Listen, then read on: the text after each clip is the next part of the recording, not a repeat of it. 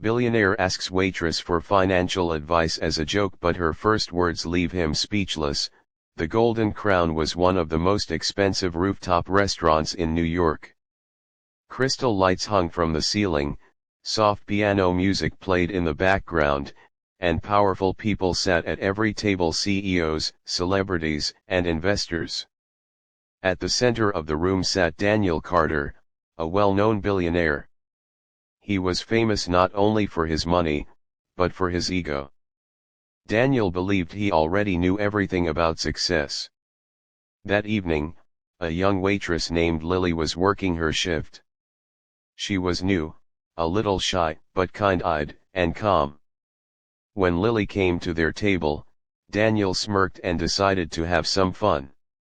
"Hey," he said with a half smile, "you work here, right? Give me some financial advice. Where should I invest my money?" His friends burst into laughter. It was clearly a joke. But Lily didn't laugh. She paused for a moment, then looked up and said softly, "Sir, when money becomes bigger than your heart, invest it where it can help a heart live again." The laughter stopped. The table went silent. Daniel didn't expect that answer. Not at all. He swallowed hard. "What do you mean?" he asked. Lily replied gently, "I'm not a financial expert. But I know real wealth is the kind that stops someone's tears." That sentence stayed in Daniel's mind long after he left the restaurant. The days after, Daniel couldn't forget her words. A few days later, he went back to the restaurant just to see her again. When he found Lily, he said quietly, "I'm sorry. I was trying to make a joke." She smiled lightly. "It's okay.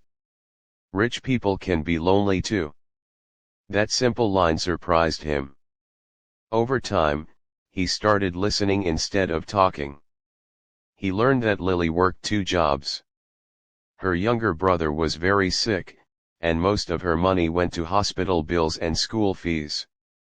For the first time in years, Daniel felt something he hadn't felt before: care. The turning point.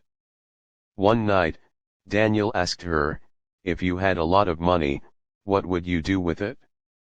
Lily didn't hesitate. "I would open a free clinic. A small place where poor parents can bring their children without fear. Without money standing in the way of life." Daniel felt those words hit his heart.